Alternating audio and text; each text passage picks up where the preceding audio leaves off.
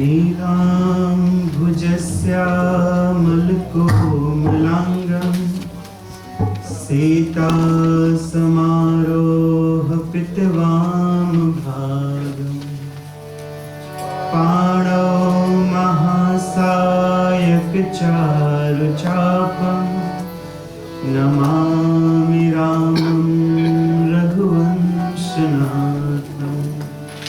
रामाय रामभद्राय रामचन्द्राय वेधसे रघुनाथाय नाथाय सीतापते नमः।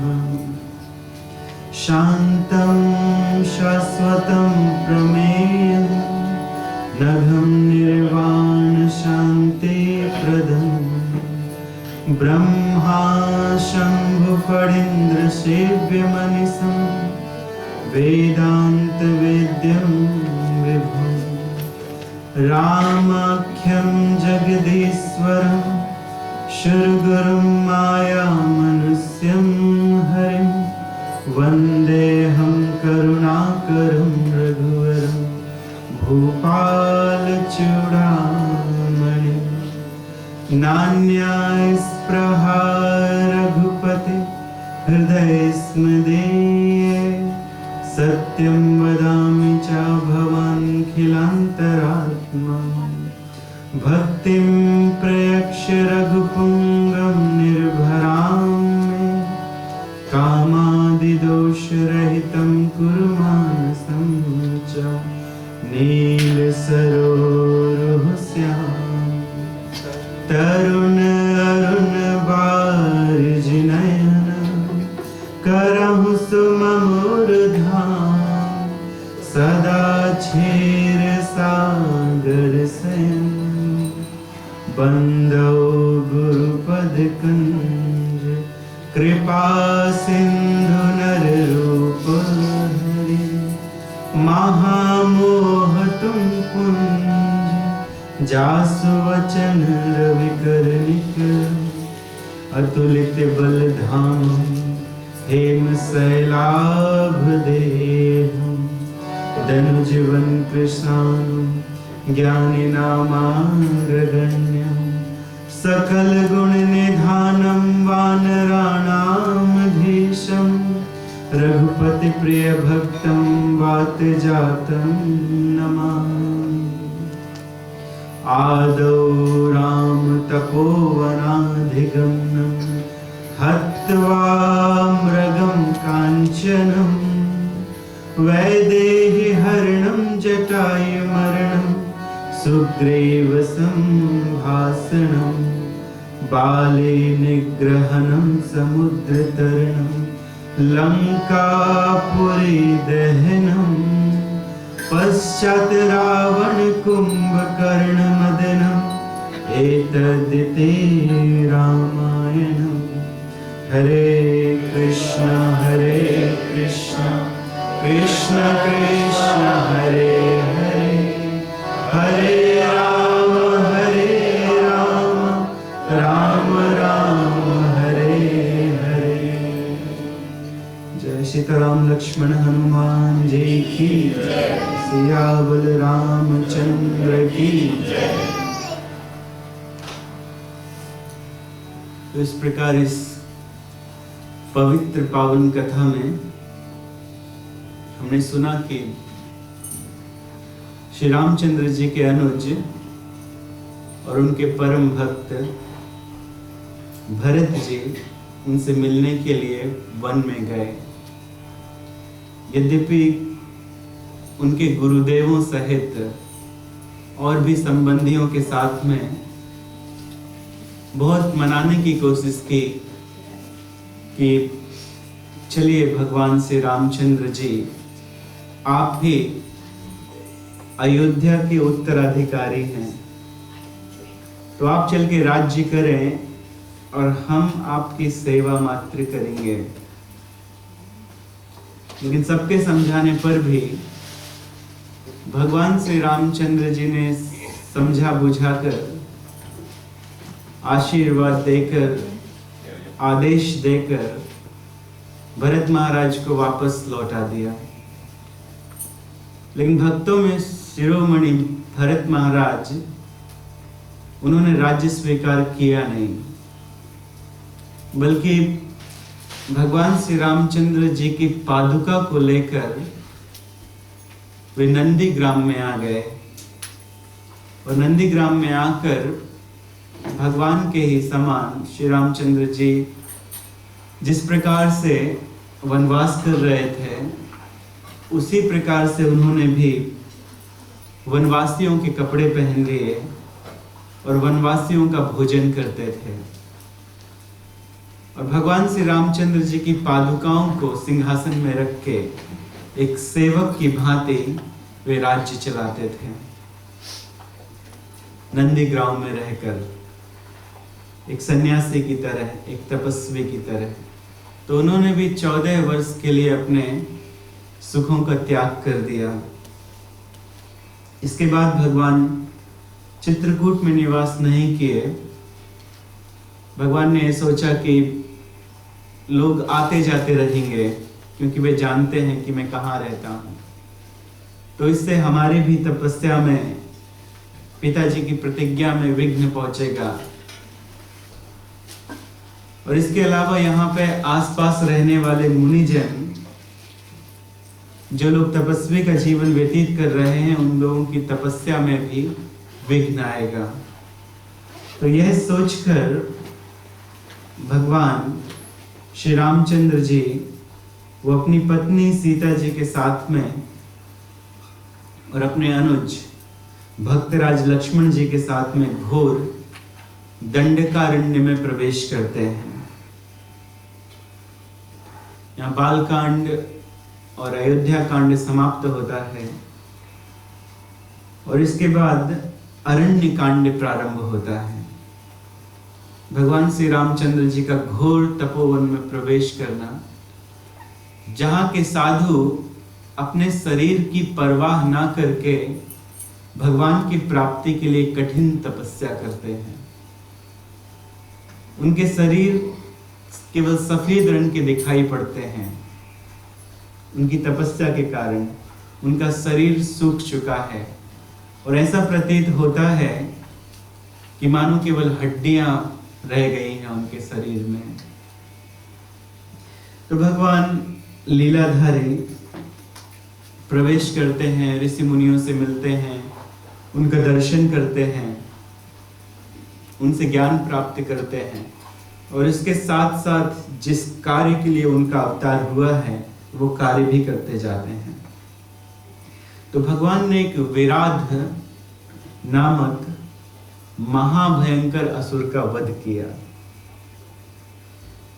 ऐसे तो वो तुम्बुरु नाम का गंधर्व था, लेकिन अपराध करने के कारण उसे स्वयं कुबेर जी ने श्राप दिया था, जिसके कारण वह राक्षस योनि में भ्रमण करता था और वह ऋषियों का भक्षण किया करता था। उसके भोजन ऋषि इत्यादि थे। जब तक ऋषियों को ना खा लेता था उसकी भूख नहीं मिटती थी। तो ऐसे विशाल, बहुत विशाल, जो देवताओं के लिए भी मारने में अभद्र था, किसी के द्वारा मारा नहीं जा सकता था, उसने ब्रह्मा जी से ऐसा वरदान प्राप्त कर लिया था कि उसका वध किसी अस्त्र शस्त्र के द्वारा ना हो। तो इसलिए वह अवध्य था और बहुत विशाल था, बहुत बड़ा था।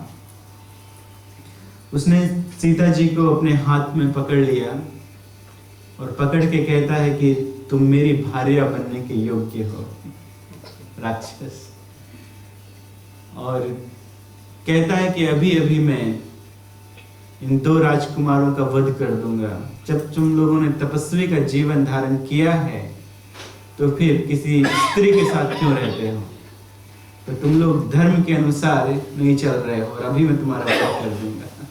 इस तरह से वह भगवान श्री रामचंद्र जी से कहता है। तो बहुत घमासान युद्ध हुआ। भगवान ने बहुत बहुत बाण मारे। उन बाणों से वे घायल तो होता था, लेकिन वे जम्हाई लेकर, जब वो जम्हाई लेता था तो वो बाण उसके शरीर से निकल के गिर जाते थे। तो भगवान ने उन्हें हाथ से मुक्कों से मारना शुरू किया और भगवान ने उसके गले को अपने पैर से दबा लिया। बहुत बड़ा था, पैर से दबा लिया और अर्जुन से कहा, लक्ष्मण जी से कहा कि एक गड्ढा खोदो, एक बड़ा सा गड्ढा खोदो जिसमें अभी इसका अंतिम संस्कार किए देते हैं। तो बड़ा सा गड्ढा खोदा गया और उसके बाद जब गड्ढा खोदा जा रहा था तो उसे अपना श्राप याद आ गया और वह कहता है, वास्तव में आपके द्वारा मारा जाकर मैं उत्तम गति को प्राप्त करूंगा। तो वहीं उसने भगवान श्री रामचंद्र जी के पैरों से दबे दबे ये बता दिया कि श्री रामचंद्र जी को अब आगे कहाँ जाना है। उसने बता दिया कि आप जाइए और सरभंग मुनि के आश्रम में उनके साथ निवास कीजिए। इसके बाद फिर उसे गड्ढे में फेंक दिया गया। किसी राक्षस को उत्तम गति कैसे प्राप्त होती है, इसमें वापस से उसमें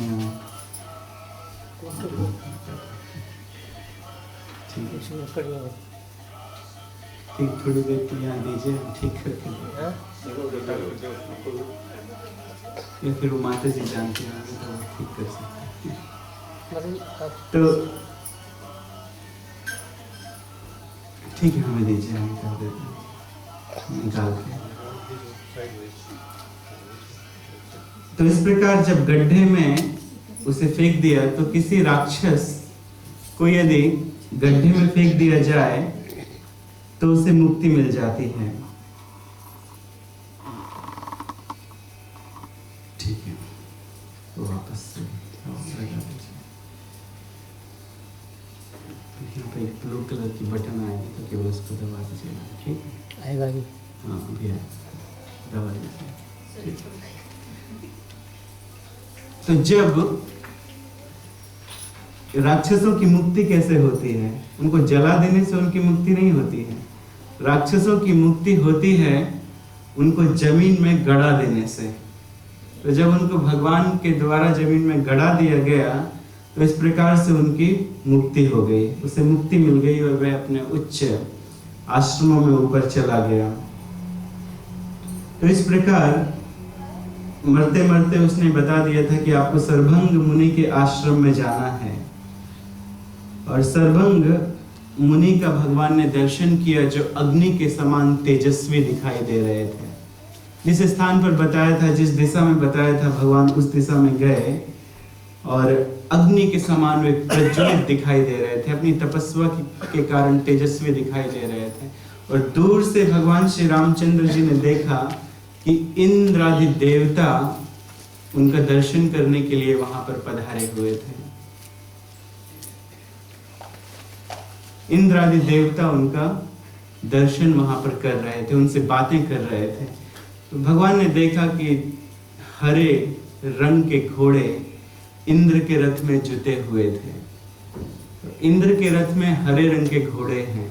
इसके अलावा अनेक सेवक सेविकाएं वो भगवान को चामर डुला रहे थे, अनेक प्रकार की सेवा कर रहे थे, स्तुतियां कर रहे थे।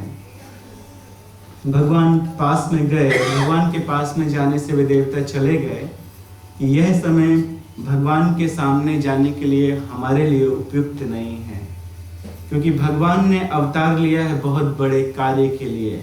जब भगवान रावण इत्यादि राक्षसों का वध कर लेंगे तब हम जाके भगवान की स्तुति करेंगे। तो उस समय वे वहां से चले गए और एक महामुनि स्तुतीक्ष्ण के पास जाके भगवान ने उन्हें प्रणाम किया और प्रणाम किया, उन्होंने भी भगवान को प्रणाम किया और वे भगवान श्री रामचंद्र जी को अपने गले से लगा लिए। बारंबार गले से लगाते हैं, कई प्रकार की बातें करते हैं। और भगवान ने कहा कि जो लोग तपस्या के द्वारा प्राप्त होते हैं, ब्रह्मादि लोग, जिन लोगों के लिए आप तपस्या कर रहे हैं, मैं स्वयं आपको वो लोग प्रदान करूंगा। और इस प्रकार उनसे अनेक प्रकार की बातें की और उन्होंने उन्हें सतीक्ष्ण महर्षि से मिलने का रास्ता बतलाया कि आप यहाँ से आगे जाइए और आगे जाकर एक बहुत बड़े मुनि हैं जिन मुनि का नाम है सुतीक्ष्ण। तो इस प्रकार से देखिए भगवान अनेक प्रकार के मुनियों का दर्शन करते हुए, उनके मुख से कथाएं सुनते हुए भगवान अपना वनवास का कार्य पूरा कर रहे हैं। तो इन महामुनि से भगवान मिले। सर्वभंग जी से मिलने के बाद सुतीक्ष्ण महामुनि से भी मिले और सुतीक्ष्ण महामुनि के आश्रम को देखकर वे बहुत प्रसन्न हुए। वहां पर उन्होंने रात्रि बिताई, भोजन इत्यादि उन्हें कराया गया और उसके बाद सुबह भगवान ने फिर वहां से यात्रा प्रारंभ की। यद्यपि उन्होंने कहा कि आप यहाँ ही निवास कीजिए, यहाँ बहुत प्रकार के साधुगण रहते हैं, वो आपकी सेवा करेंगे सब प्रकार से।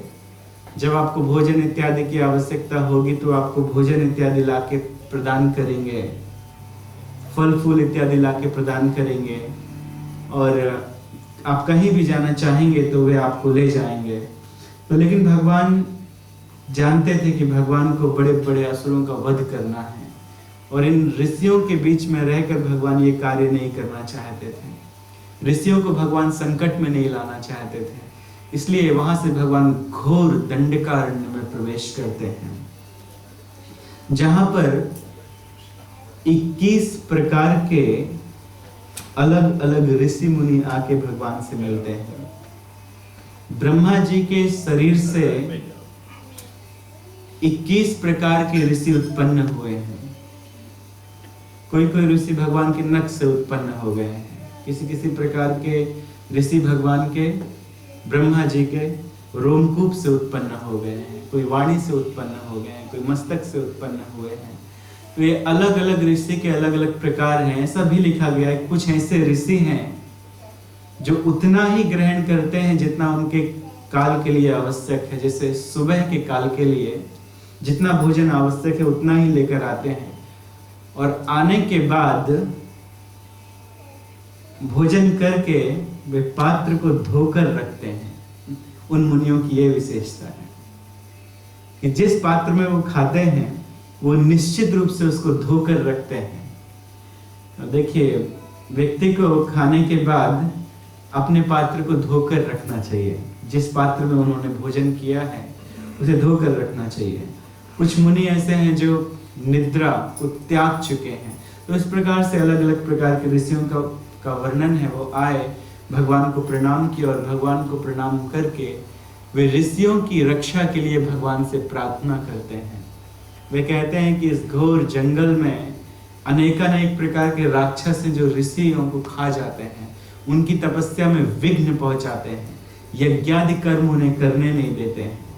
तो हे भगवान आप हमारी सहायता करें, हम सब ऋषियों की सहायता करें, क्योंकि आप राजा हैं। जो राजा अपनी प्रजा का 6वां भाग कर के रूप में लेता है, शास्त्र में बताया गया है कि 6% टैक्स लेना चाहिए, लेकिन ज्यादा लिया जाता है। कई जगह 18%, 20%, 22% लिया जाता है, लेकिन शास्त्रानुसार राजा को 6% टैक्स लेने का अधिकार है और 6% टैक्स लेने के बाद वह प्रजा का पुत्र रूप में पालन करे। यदि किसी भी चीज की आवश्यकता है तो जैसे पुत्र का पालन किया जाता है उस प्रकार से वह प्रजा का पालन करे। तो आप हमारे राजा हैं, तो आपसे अनुरोध है कि आप हम सब का भी पालन करें। हम ऋषि मुनि हैं और हम सब भी आपकी प्रजा हैं, तो हे महामनस्वी आप हम सब का पालन कीजिए। तो इस प्रकार से दंडकारण्य में प्रवेश करने के बाद दंडकारण्य का दर्शन करके अनेकानेक ऋषियों से मिलकर वे वापस सुतीक्ष्ण जी के आश्रम में आए और सुतीक्ष्ण जी की आज्ञा से वे बाद में अगस्त जी के आश्रम में उनसे मिलने के लिए गए और जहां अगस्त ऋषि ने उन्हें विश्वामित्र की तरह अनेकानेक प्रकार की विद्याएं और अस्त्र शस्त्र प्रदान किए। और अगस्त मुनि ने ही बताया कि आप जाके पंचवटी में निवास कीजिए, आप जाके पंचवटी में पर्णकुटी बनाइए और वहां पर जाके आराम से निवास कीजिए जहां पे गोदावरी नदी बहती है।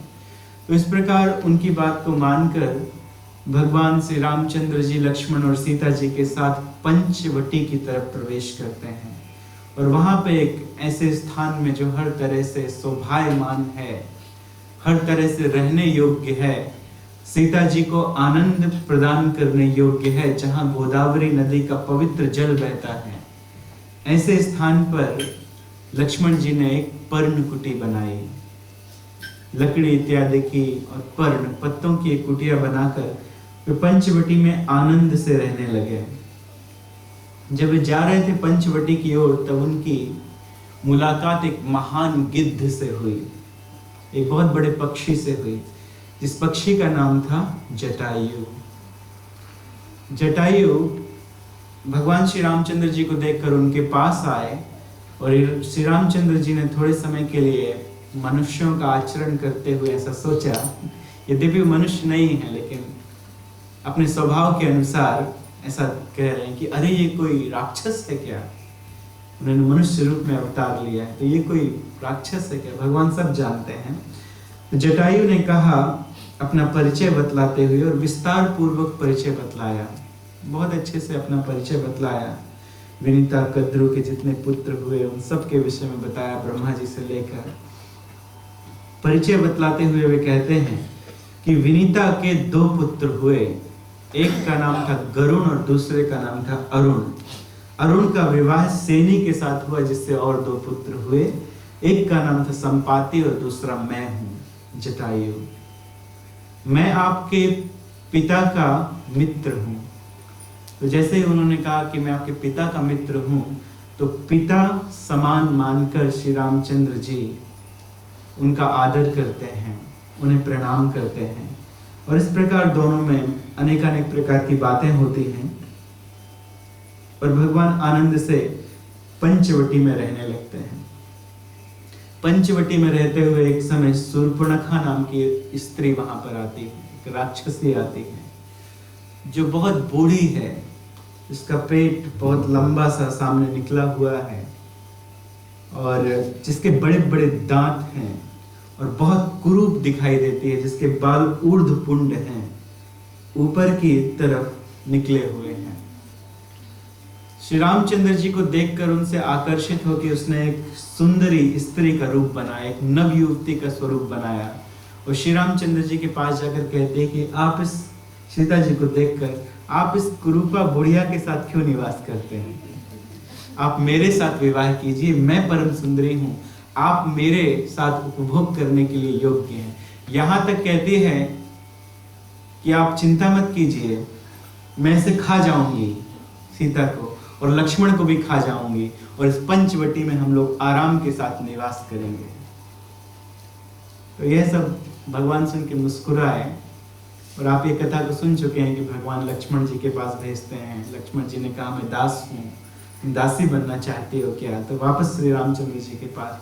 तो कई बार ऐसे आने जाने से वो क्रोधित हो गई और वो झपटी सीता जी की तरफ उन्हें निगल जाने के लिए। तब तक लक्ष्मण जी ने उनके नाक कान काट दिए, और नाक कान से काटे जाने के कारण कुछ दूरी पर ही उसके भाई निवास करते थे, जिनका नाम था खर और दूषण।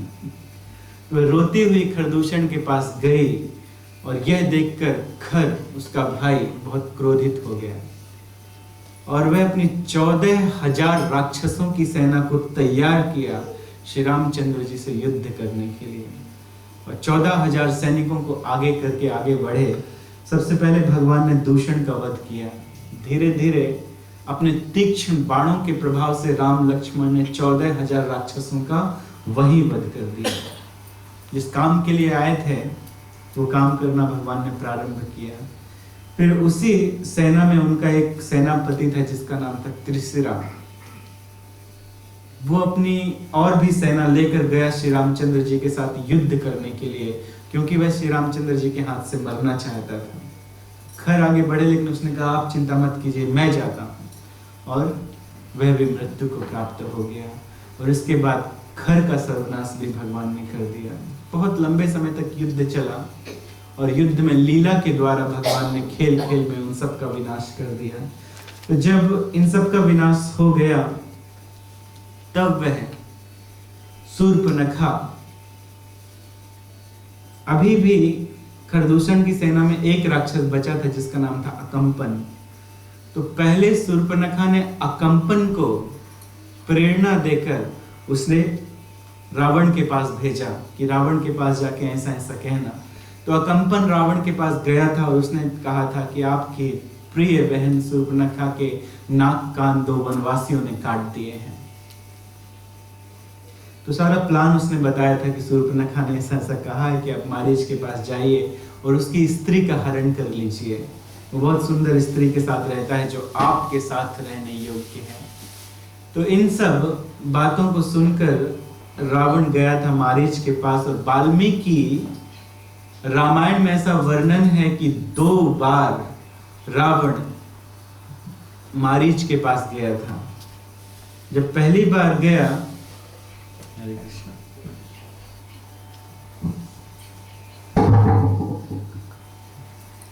जब प्रथम बार गया था तो मारीच ने समझा बुझा के उसको वापस भेज दिया कि देखो श्री रामचंद्र जी के साथ युद्ध नहीं करो। श्री रामचंद्र जी ने मुझे 1 बाण मारा था बिना फर का और मैं 100 योजन दूर इस लंकापुरी में आके गिरा हूं। तो यदि तुम उनसे युद्ध करोगे तो निश्चित रूप से तुम्हारा सर्वनाश हो जाएगा और लंका के साथ तुम्हारा सर्वनाश होगा। तो तुम्हारे लिए अच्छा यही है कि जाओ तुम जाके राज्य करो। तो रावण समझ गया था, चला गया लंका में और वहां खुशी से रहने लगा था। लेकिन दोबारा शूर्पणखा वहां पर पहुंची और शूर्पणखा ने दोबारा उसे प्रेरित किया। उसने कहा तुम कैसे योद्धा हो, तुम दशानन कहलाते हो, तुम्हारी 20 भुजाएं हैं लेकिन सब के सब व्यर्थ हैं। जो अपनी बहन का बदला नहीं ले सकता है, अरे तुम मेरा बदला मत लो लेकिन जाके तुम सीता का हरण करो, क्योंकि वो तुम्हारे साथ रहने के लिए योग्य है, ना कि उन वनवासियों के साथ।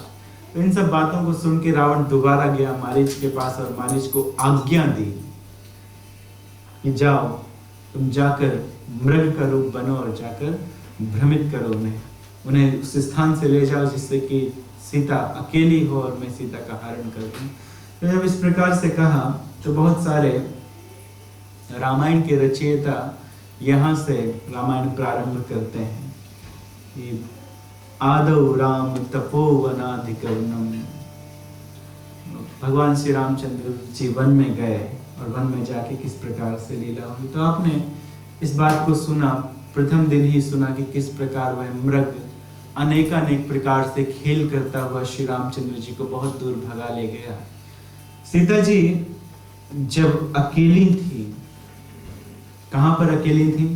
अपने आश्रम में पंचवटी में अकेली थी। उस समय रावण वहां पर वेश बदल कर आया, ब्राह्मण का वेश बनाया हुआ था, भिक्षुक ब्राह्मण का। भिक्षाम देहि भिक्षाम देहि भिक्षाम देहि, इस प्रकार से बारंबार कहता हुआ उस स्थान में गया और उसने उस रेखा को पार करने का प्रयास किया जिस रेखा को लक्ष्मण खींच के गए थे। और उन्होंने प्रार्थना की थी कि सीता जी चाहे कुछ भी हो जाए लेकिन आप इस रेखा के बाहर मत निकलिएगा। लेकिन जाने का प्रयास किया तो एक अग्नि निकली उस स्थान से, वह अंदर नहीं जा पाया तो वह बाहर ही एक स्थान पर जाके बैठ गया और वहां से उसने आवाज लगाई भिक्षाम देहि भिक्षाम देहि। तो सीता जी व्याकुल थी क्योंकि उन्होंने श्री रामचंद्र जी की चित्कार सुनी थी, वे श्री रामचंद्र जी की बाट जोह रही थी। लेकिन उन्होंने जब देखा कि बाहर एक साधु आया है, ब्राह्मण आया है, तो ब्राह्मणों को खाली हाथ नहीं जाना चाहिए। इस धर्म को सीता जी जानती हैं। तो सीता जी एक पात्र में कुछ फल फूल और अन्य इत्यादि लेकर आई और रेखा के अंदर से ही कहते हैं कि हे ब्राह्मण देवता आइए और आकर इसे ग्रहण कर लीजिए, ले लीजिए। लेकिन रावण कहता है कि मैं तो आसन जमा चुका हूं देवी, तुम यहाँ आओ और यहाँ आकर मुझे प्रदान करो और संतुष्ट करो। तो सीता जी ने कहा कि मैं वहां नहीं आ सकती हूँ, मेरे देवर जी मुझे इस रेखा के अंदर रहने के लिए कह के गए हैं, तो आप आइए और आकर इसे ग्रहण कर लीजिए। इस पे वो कुपित हो गया, कुपित होकर कहता है कि यदि तुम ब्राह्मणों का सम्मान करना चाहती हो, अगर तुम सही कुल में जन्मी हो, किसी पवित्र कुल में जन्मी हो, तो यहाँ आकर दो, अन्यथा मैं ऐसे ही लौट जाऊंगा। इस प्रकार से बातें करने लगा और सीता जी बाहर निकल आई और बाहर निकल के उसको लाके वे फल इत्यादि प्रदान करती हैं। और अनेक शब्दों में वह सीता जी की सराहना करने लगा, सीता जी के रूप का वर्णन करने लगा कि तुम बहुत सुंदरी हो, ऐसा वैसा। फिर अपने बारे में बताता है कि मैं देवताओं के द्वारा भी पूजनीय, राक्षसों की बात क्या की जाए, मैं राक्षस राज रावण हूं, ऐसा कहता है। और कहता है कि ये जो वृक्ष इत्यादि दिखाई देते हैं ना, ये मेरे इशारे पर नाचते हैं। यदि मैं बैठा रहूं तो ये आवाज नहीं करेंगे, ये हिलेंगे नहीं। और पवन देव भी मुझसे डरते हैं, तो पवन देव बहना बंद हो जाती है मेरे डर के कारण। तो इस प्रकार से बहुत बहुत, जैसे सीता जी ने सुना कि ये रावण है, तो सीता जी पीछे जाने लगी। और तब तक उसने जबरदस्ती सीता जी को अपने रथ पर बैठा लिया, अपने उस पुष्पक विमान पर बैठा लिया जबरदस्ती, माया सीता को। और सीता जी विलाप करने लगी। सीता जी ने कहा, अरे दुष्ट रावण, मेरे पति श्री रामचंद्र जी आते ही होंगे, तो क्यों जानकर अपनी मृत्यु को छूता है, क्यों जानकर अपनी मृत्यु को तू गले लगा रहा है, मुझे यहीं छोड़ दे, अन्यथा श्री रामचंद्र जी तेरे कुल के साथ तुझे भस्म कर देंगे। तो इस प्रकार सीता जी ने बहुत बहुत बातें कही, लेकिन वह जबरदस्ती उन्हें पकड़ता हुआ लेके जाने लगा। तब तक जटायु राज ने उन्हें देख लिया। तो पक्षीराज जटायु ने उन्हें देखा, तो पक्षीराज वहां पर आए और पक्षीराज आकर रावण से युद्ध करते हैं। जब तक उनके शरीर में बल था तब तक उन्होंने प्रयत्न किया कि किसी तरह सीता को इसके जाल से छुड़ा दें, रावण को मार दें। तो रावण ने बहुत प्रकार के बाण उनके ऊपर छोड़े। वे बाण ऐसे लगते थे जैसे कोई पक्षी किसी घोंसले में फंसा हुआ है, किसी घोंसले के अंदर बंद, इतने बाण छोड़े उनकी तरफ। लेकिन पक्षीराज ने अपने पैरों से, अपनी चोंच से पकड़ पकड़ के वो सारे बाण चलाए हुए रावण के वो अलग कर दिए। और इसके बाद पक्षीराज ने अपनी चोंच की सहायता से उसके विमान में बैठे उसके रक्षकों का, अन्य राक्षसों का वध भी वहीं पर कर दिया। और अपनी चोंच से उसके 20 हाथ भी काट लिए पक्षीराज ने। लेकिन माया के प्रभाव से उसके हाथ फिर से वापस आ गए। और उसके बाद क्रोध में उसने तलवार निकाली और पक्षीराज के दोनों पर काट लिए, जिस पर पक्षीराज जी वैसे इस पृथ्वी पर गिरे जैसे बड़े बड़े पर्वतों के जब पंख कट गए थे तो वो इस पृथ्वी पर गिरे थे। पहले के समय में ये जो बड़े बड़े पर्वत हैं, विंध्याचल, हिमालय इत्यादि, इन बड़े बड़े पर्वतों के पंख होते थे और ये उड़ते थे और किसी भी स्थान पर जाके बैठ जाते थे, जिससे अनेक प्राणी उनके नीचे दब जाते थे। इसलिए एक बहुत बड़े ऋषि ने उन्हें श्राप दिया कि तुम्हारे पंख कट जाएं। तो तब से जितने भी पहाड़ हैं ये एक स्थान पर आकर रुक गए हैं। तो इस प्रकार श्री रामचंद्र जी को जैसे ही लक्ष्मण के दर्शन हुए कि भैया आप सकुशल तो हैं, और रामचंद्र जी विलाप करते हुए वे लक्ष्मण के साथ उस स्थान पर आए जिस स्थान पर उनका कुटी थी, उनकी कुटिया थी। और वहां पर आकर उन्होंने सीता को ना पाकर महान दुख पाया। श्री रामचंद्र जी के नेत्रों में पहले से अश्रु थे, अब वे गिर गिर कर रोने लगे। श्री रामचंद्र जी गिरते हैं और सभी जगह सीता जी को ढूंढने का प्रयास करते हैं। गोदावरी के तट पर जाते हैं कि अगर सीता जी पानी भरने के लिए गई होंगी तो वहां पर निश्चित रूप से दिखाई देंगी। गोदावरी के तट पर जाके सर्वत्र देखते हैं लेकिन सीता जी के दर्शन नहीं होते हैं। कंदराओं में जाते हैं, गुफाओं में जाते हैं, वन में जाते हैं कि शायद सीता जी वस्तु को लेने चली गई हैं या सीता जी किसी स्थान पर फल फूल इत्यादि लेने चली गई हैं। आज तक पहले तो कभी अकेली सीता जी वन में गई नहीं, लेकिन आज कैसे चली गई हैं। और जब वहां सीता जी के बालों के फूल गिरे देखे, फल फूल इत्यादि गिरे देखे उस स्थान में, तो श्री रामचंद्र जी विलाप करने लगे। और श्री रामचंद्र जी का विलाप कई अध्यायों में बताया गया है, कई अध्यायों में वाल्मीकि रामायण में बताया गया है। बहुत विलाप कर रहे थे। लक्ष्मण जी उन्हें समझाने की कोशिश करते हैं। हा गुण खान जानकी सीता, रूप शील व्रत नेम पुनीता। हा गुण खान जानकी सीता, सीता जी को याद करके कहते हैं, हे गुणों की खान, जब मैं इस जंगल में आया था तो एक दिन मुझे सीता जी ने भी शिक्षा दी थी कि इस जंगल में रहने वाले प्राणियों का वध मत करना, इन प्राणियों को अपने बाणों से मत मारना, क्योंकि उन्होंने किसी का कुछ नहीं बिगाड़ा है। तो एक बार ये भी शिक्षा दी थी, बहुत बहुत। फिर भगवान ने उनसे और भी बातें की थी। तो हे गुण खान जानकी सीता, जनक महाराज की पुत्री, जनक महाराज की प्यारी सीता, जिन्होंने जनक महाराज ने उन्हें कभी किसी प्रकार का कार्य नहीं करने दिया। सुकुमारी सीता, रूपशील व्रत नेम पुनीता, अनेक प्रकार के उत्तम व्रतों को धारण करने वाली परम पवित्र सीता। लक्ष्मण समझाए बहु भांति, पूछत चले लतारु पाते। तो लक्ष्मण जी समझाने की कोशिश कर रहे हैं कई प्रकार से। लक्ष्मण जी कहते हैं, भैया शांत हो जाओ, भैया शांत हो जाओ। रामचंद्र जी थोड़ा आगे बढ़ते हैं और गिर जाते हैं, भूमि पर गिर जाते हैं। लक्ष्मण जी उठाते हैं, फिर थोड़ा आगे बढ़ते हैं, फिर रामचंद्र जी भूमि पर गिर जाते हैं। पूछत चले लता रूपाती, लताओं से पूछते हैं कि हे लताओं, तुमने कहीं मेरी सीता के दर्शन किए हैं? हे वृक्ष, तुमने देखा है कि मेरी सीता कहाँ है? तो पूछत चले लता रूपाती। लक्ष्मण जी उन्हें समझाते हैं। श्री रामचंद्र जी कहते हैं, के यूयम वद, तुम कौन हो? विरह के कारण भी लक्ष्मण जी को भी भूल गए कि तुम कौन हो। लक्ष्मण जी कहते हैं, नाथ नाथ किमिदम दासो स्मित लक्ष्मण, मैं आपका दास हूं हे नाथ, मैं आपकी सेवा करने वाला, आपके चरणों में रहने वाला आपका भाई लक्ष्मण हूं। मेरा भाई लक्ष्मण, हम लोग यहाँ पर क्यों हैं? तो उन्होंने कहा, क्योंकि हमारे पिता दशरथ जी ने आदेश दिया था हमें वन में जाने का आदेश दिया था। अच्छा, तो ये वन है, हम इस वन में क्या कर रहे हैं? तब लक्ष्मण कहते हैं, आपकी पत्नी को ढूंढ रहे हैं। तब हा सीता, तो फिर से उनको सीता जी की याद आती है, या आपकी पत्नी सीता जी को ढूंढ रहे हैं। तो हा सीता, कहाँ गई, कहाँ गई?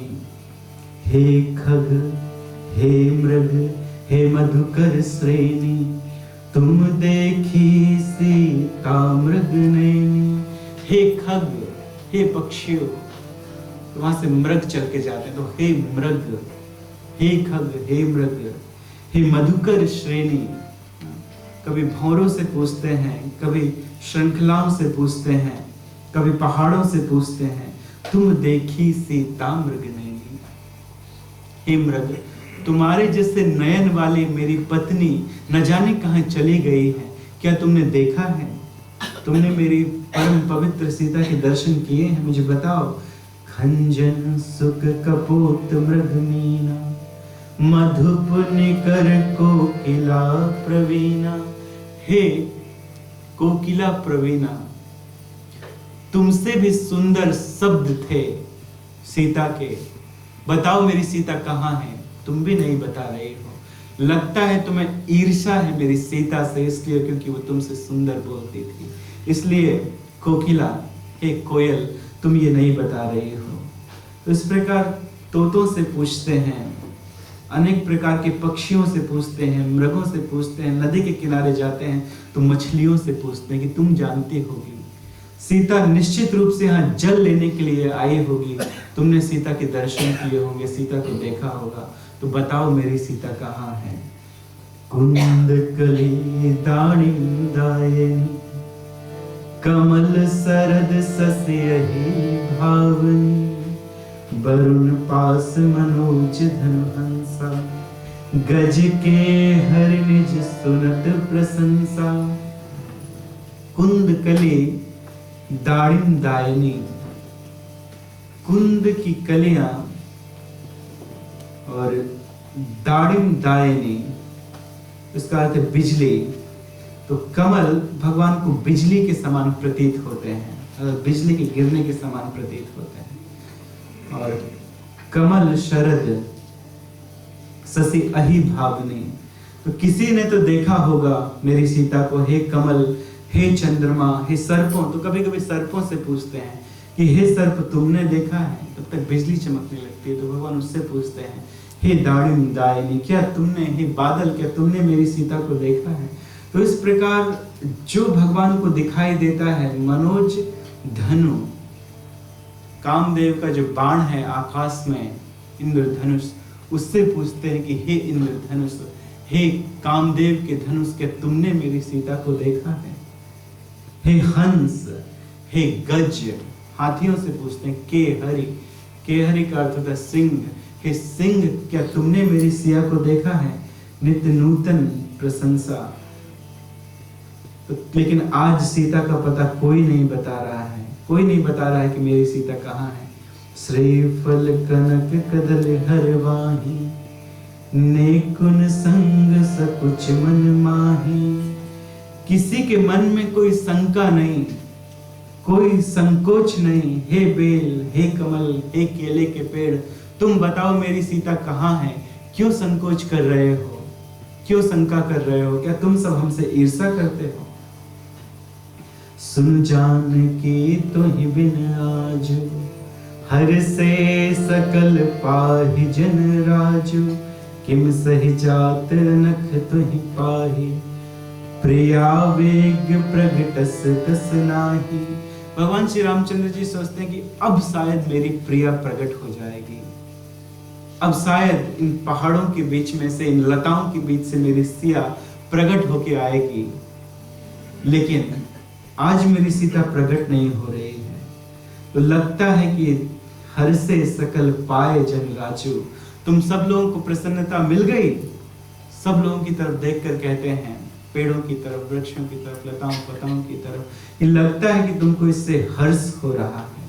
मेरी सीता चली गई, इससे तुम हंस रहे हो। लक्ष्मण जी समझाने की कोशिश करते हैं, भगवान श्री रामचंद्र जी को देखकर वो भी रो रहे हैं। लेकिन श्री रामचंद्र जी खुद गिरे जा रहे हैं। लक्ष्मण जी को भी, उनके मन में भी उद्वेग उठ रहा है। अपने आप को बचा कर वे श्री रामचंद्र जी को उठाने की कोशिश करते हैं। फणी मणि हीन जी तीन जिमी, मणिहीन जिमिवार। तिम व्याकुल भय लखन तह, रघुपर दशा निहार। रघुवर दशा निहार, रघुवर की ये दशा देखकर लखन वो व्याकुल हो गए।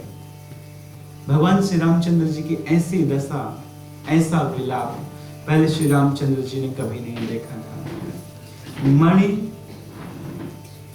फणी मणि हीन दीन जिमी, जिस प्रकार से किसी नाग की दशा होती है, नाग जो बंद होता है, वह जिस जगह पे बंद होता है अपने सर को पटक पटक के मर जाता है फणी के, मणि के बिना। फणी, फणी का अर्थ नाग।